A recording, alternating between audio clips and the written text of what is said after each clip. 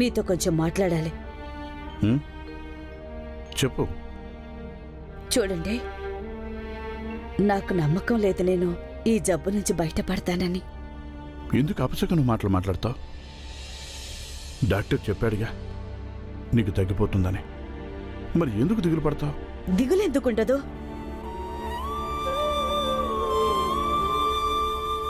ఆ డాక్టర్లు చెప్పినంత మాత్రాన ఏమవుతుంది? వాళ్ళు అలాగే చెప్తుంటారు, మనం బాధపడకూడదని. మీకు తెలుసా, మా ఊళ్ళో ఒక ఆవిడికి జబ్బు చేసిందంట ఇలాగే. కానీ ఆవిడ బతకలేదు, చనిపోయిందంట. చచ్చిపోయి ఉండొచ్చు, కానీ నువ్వు చనిపో.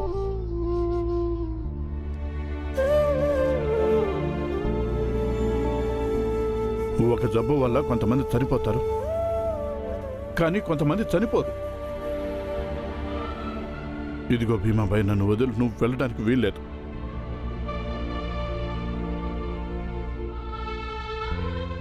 నేను నిన్ను చనిపోనివ్వను, తెలిసిందా?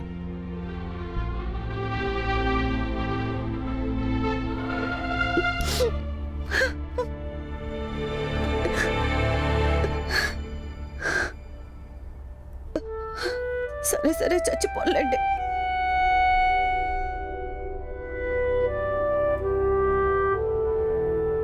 చచ్చిపోను.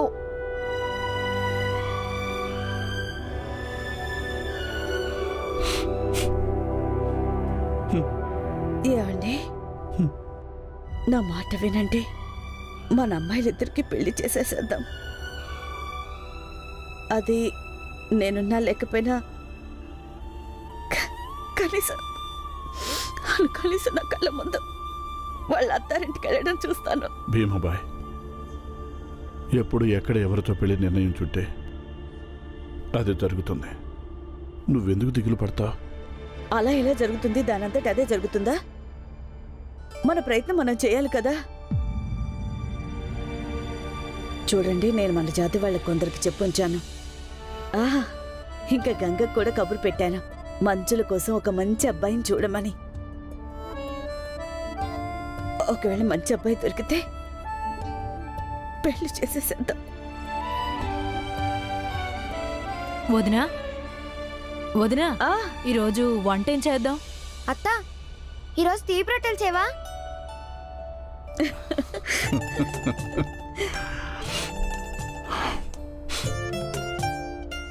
మీరా తీపి చపాతీలంట చేయి. ఎలాగూ ఇవాళ రోజు కూడా చాలా మంచిది.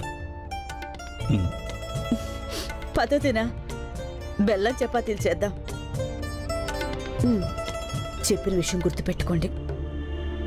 పదండి.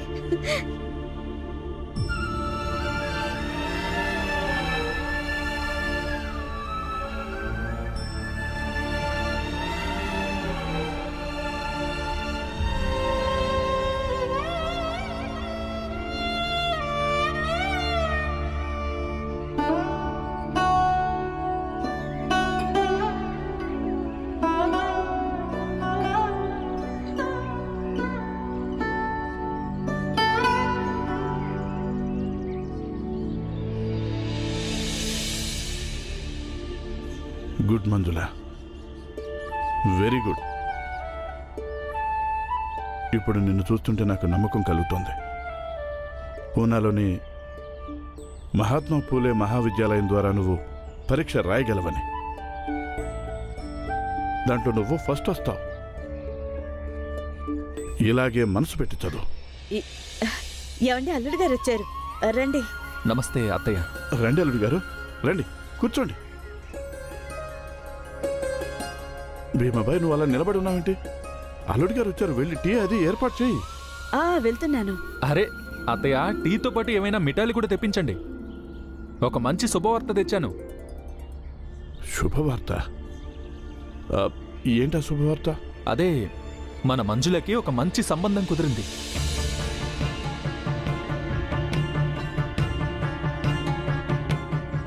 నిజమా? ఇక్కడికి దగ్గరే 3-4 ఊళ్ళ తర్వాత. మంచి ఇల్లు, మంచి కుటుంబం, మంచి వంశం.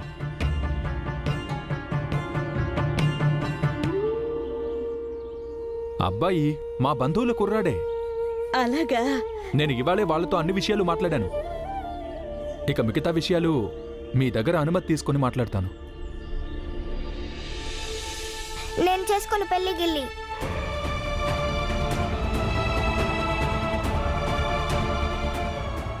మంజుల, వెళ్ళు, లోపలికి వెళ్ళి టీ పెట్టు. ఇలా పెద్దవాళ్ళ మధ్యలో మాట్లాడకూడదు. వెళ్ళు. నాన్న, నేను చదువుకోవాలి, నేను పెళ్లి చేసుకోను. నీకే చెప్తున్నా, లోపలికి వెళ్ళి టీ పెట్టమని అర్థం కావట్లేదా? భీమాబాయ్,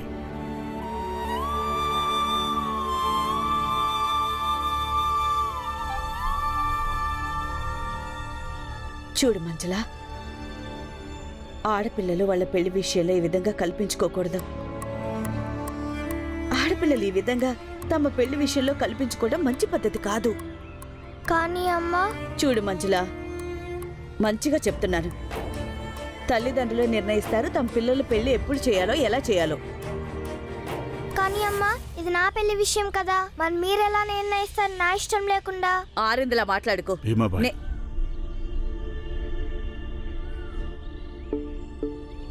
అమ్మ మంజుల, నువ్వు లోపలికి వెళ్ళు. ఇప్పుడే పెళ్లి చేయడం లేదుగా, కేవలం మాట్లాడుతున్నావు అంతే. ఆ? వెళ్ళు, లోపలికి వెళ్ళు. కూతుళ్ళు ఇద్దరిని బాగా నెత్తినెక్కించుకున్నారు, అందుకే ఈ రకంగా మాట్లాడుతుంది. ఆడపిల్లలకి భయభక్తులు నేర్పించలేదు. ఆగండి అల్లుడు గారు, మీరు మీరు వాళ్ళతో మిగతా విషయాలు మాట్లాడండి. తొందరగా మంజుల పెళ్లి చేసేద్దాం. సరే అత్తయ్య. భీమాబాయ్, కాస్త ఓపిక పట్టు. ఆ, మనం ఒకసారి మాట్లాడుకుని నిర్ణయించుకుందాం. అదిగాక పెళ్లి చేయాల్సిందే ఆడపిల్లకి. తనని కూడా అడగాల్సి ఉంటుంది, అభిప్రాయం తెలుసుకోవాలి. మళ్ళీ అదే మాట. ఆడపిల్లలు ఎప్పటి నుంచి వాళ్ళ పెళ్లిళ్ళ గురించి మాట్లాడడం మొదలు పెట్టారు? ఈ ఆడపిల్ల వచ్చి అడుగుతుంది, నాన్న నాకు పెళ్లి చేయని. మీరు అభిప్రాయం తెలుసుకోవాలి, అంతేగా? అయితే వదిలింది, అల్లుడు గారు ఉన్నారు, ఏం మాట్లాడతారో మాట్లాడండి. భీమాబాయ్, విషయం అర్థం చేసుకోవడానికి ప్రయత్నించు. పెళ్లిళ్ళు ఇలా హడావుడిగా నిర్ణయించడం మంచి పద్ధతి కాదు. నాకు కూడా ఏమనిపిస్తుందంటే మంజులకి ఇది పెళ్లికి సరైన సమయం కాదని. మీరు కూడా అర్థం చేసుకోవడానికి ప్రయత్నించండి. నేను మీకు నిన్న చెప్పానుగా, నేను బతుకుండగానే ఈ పెళ్లిళ్ళు చేసేయాలని. నేను చూడాలనుకుంటున్నాను. మీరే చెప్పండి అల్లుడు గారు, ఇందులో తప్పే ఉంది? అయినా ఇది ఎక్కడైనా రాసుందా మంజుల వయసు అమ్మాయిలకు పెళ్లిళ్ళు చేయకూడదని?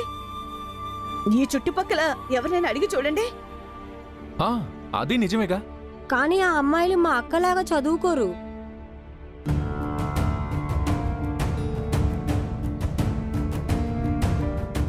అలాగే ఆ అమ్మాయిల తండ్రులు వాళ్ళ అమ్మాయిల్ని పూనా తీసుకెళ్లి పరీక్షలు రాయించరు.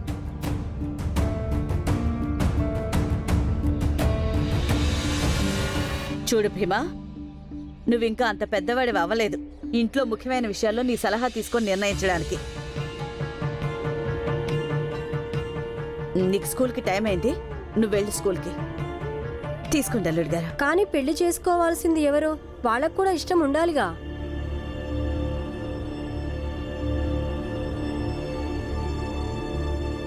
వదినా, ఆ? నువ్వు చెప్పు, నీకెప్పుడైతే పెళ్ళయిందో అప్పుడు మీ అమ్మ నాన్న నిన్నేమన్నా అడిగారా? మరి మీ నాన్నతో నా పెళ్ళైనప్పుడు కూడా నన్నెవరూ ఏమీ అడగలేదు.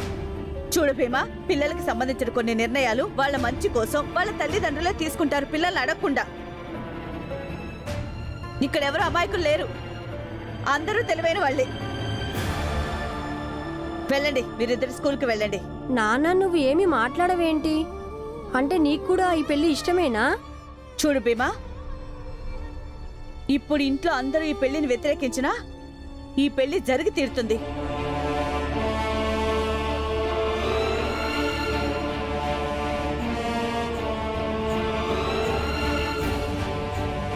అల్లుడు గారు, మీరు మిగతా విషయాలు మాట్లాడండి. సరే.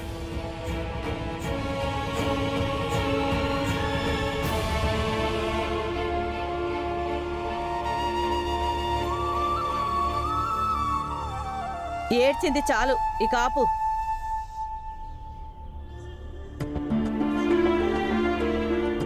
మంజుల అర్థం చేసుకోవడానికి ప్రయత్నించు. ఆడపిల్లలు ఎంత తొందరగా పెళ్లి చేసుకుని వాళ్ళ అత్తారింటికి వెళ్ళిపోతే అంత మంచిది అందరికీ కూడా.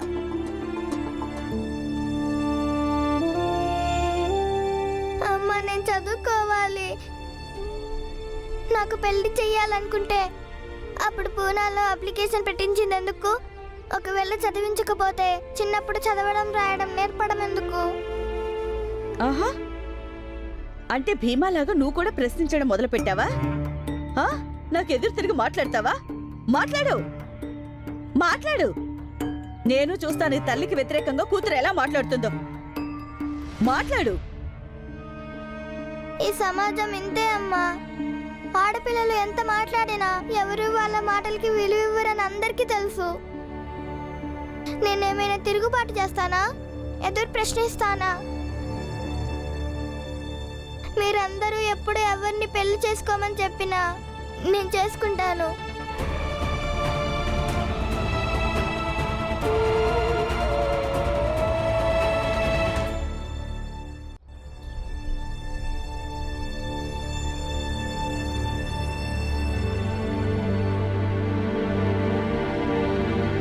చూడు,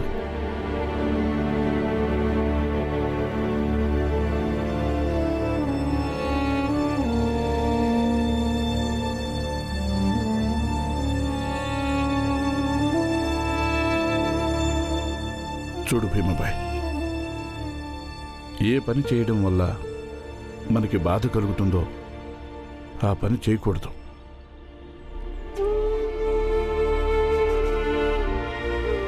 ఇంకెలా చెప్పను? చాలా మంది తల్లి లేని పిల్లలుంటారు. వాళ్ళకి పెళ్లిళ్ళు జరగడం చాలా కష్టం అవుతుంది. ఒకవేళ మంచుల నుదుట చదువుకోవాలని రాసిపెట్టుంటే దాని ముగ్గురు దాన్ని చదివిస్తాడేమో. కానీ భీమాబాయ్, మీరేం చెప్పినా నేను వినను. మీరేం చెప్పొద్దు నాకు. నేను పెళ్లి చేసుకుని ఇంట్లో అడుగు పెట్టిన రోజు నుంచి మీ ప్రతి మాట వింటూనే ఉన్నాను. ఈ మాట మాత్రం నేను వినను. ఇప్పుడు మీరు నాకు అండగా నిలబడి తీరాల్సిందే.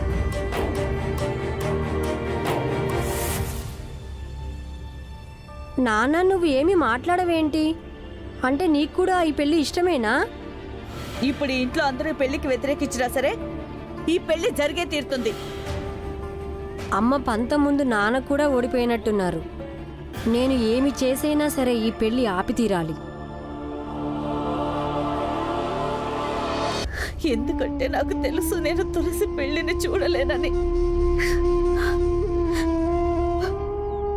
కనీసం మంచుల పెళ్లినైనా చూసి చావనివ్వండి. నువ్వు మాట మాటికి చావు గురించి ఎందుకు మాట్లాడతావు? నువ్వు అలా పదే పదే అనుకుంటే నేను చచ్చిపోతానని చచ్చిపోతావా?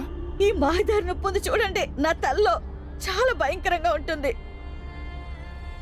ఎలా అనిపిస్తుందంటే ఒక క్షణంలో ప్రాణం పోతున్నట్టు. నాకేం సరదాగా లేదు చావడానికి, చావు గురించి మాట్లాడడానికి. కానీ ఇప్పుడు ఈ బాధ విపరీతం అయిపోయింది. దీన్ని భరించడం నా వల్ల అవ్వట్లేదు. లేకపోతే మిమ్మల్ని, నా పిల్లల్ని, ఇంకా ఈ ఇంటిని వదిలి వెళ్ళాలనుకుంటానా నేను? భీమాబాయ్, నీకేమీ అవదు. నీకు నయమైపోతుంది.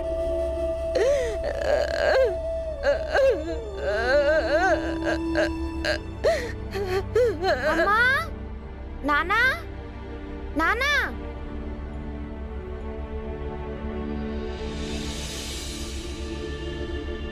ఏమైంది? భీమి చిట్టి రాసి పెట్టి ఎక్కడికో వెళ్ళిపోయాడు. వెళ్ళిపోయాడంటే ఎక్కడికి వెళ్ళాడ్రా? తెలీదమ్మా. ఏంటి ఏమైంది? వదిన ఆనంద్ చెప్తున్నాడు భీమా ఈ చిట్టి రాసి ఎక్కడికో వెళ్ళిపోయాడంట. ఎక్కడికి వెళ్ళాడు వీడికి ఏం చెప్పలేదంట.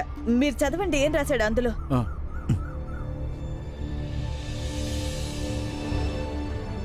అమ్మ చెప్పింది ఇంట్లో అందరూ మంజులక్క పెళ్లికి వ్యతిరేకమైనా సరే అమ్మ ఈ పెళ్లి చేసి తీరుతానని.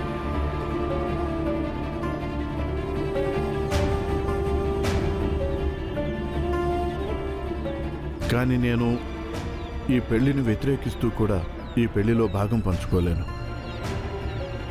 అలా చేస్తే నా చదువు, మంజులాక మీద ఉన్న ప్రేమ, మీరు నేర్పించిన ధైర్యం, తప్పుకి వ్యతిరేకంగా గొంతెత్తాలన్న విషయం అన్నీ తప్పైపోతాయి.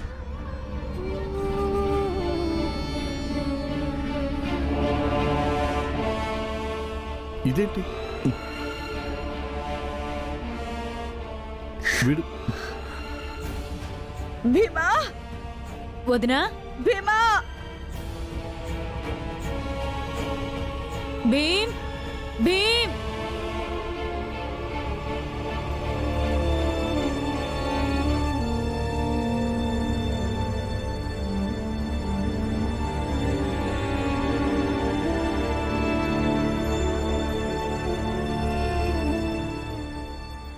అక్క మీద ప్రేమ ఉందంట. అది చూపించడానికి అక్కని వదిలేసి వెళ్ళిపోయాడు.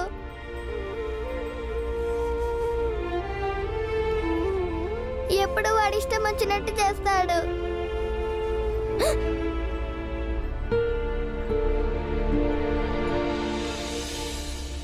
అమ్మాయి వాళ్ళ తల్లిదండ్రులతో మాట్లాడొచ్చాను నేను. వాళ్ళు పెళ్లికి సిద్ధంగా ఉన్నారు.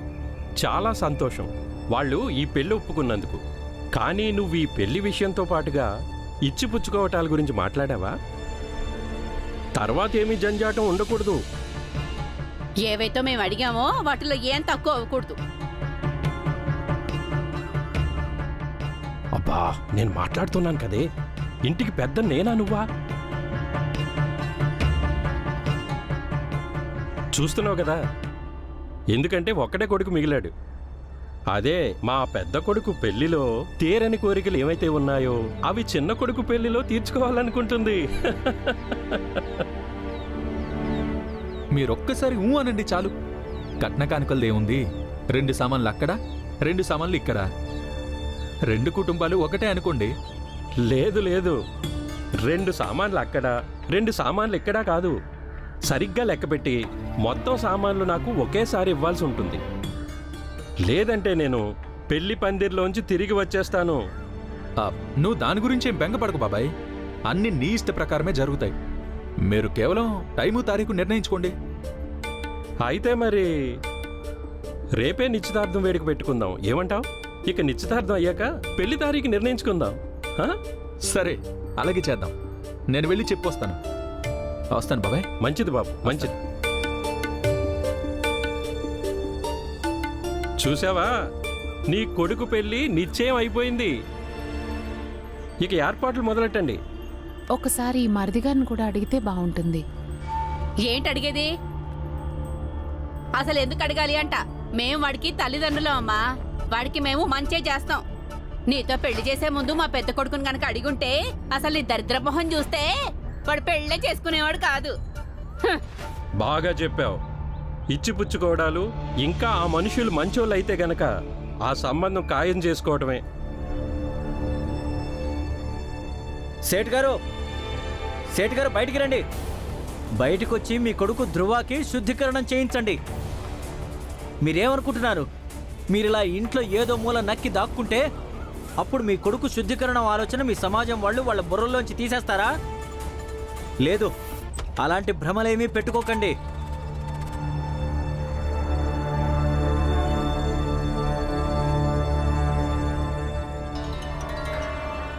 ఏయ్ పురంజన్, నాకు బాగా తెలుసు నువ్వు నా శ్రేయోభిలాషివి కాదు అని. కానీ నీ ఎత్తు నాకు అర్థమైంది. నువ్వు నన్ను, నా కొడుకుని తక్కువ జాతిలో చేర్చుకోవాలని చూస్తున్నావు. కానీ నువ్వు మాత్రం నన్నేమీ చెయ్యలేవు. ఎందుకంటే నేను నా కొడుక్కి శుద్ధీకరణం ఈ ఊరి వాళ్ళందరి ముందు చేయిస్తాను. ఒకవేళ వాడు ఒప్పుకోలేదనుకో, బలవంతంగానైనా చేయిస్తాను. కానీ నీ ఎత్తుగడ మాత్రం ఫలించనివ్వను. లేదు లేదు సేట్ గారు, అలా ఏమీ లేదు.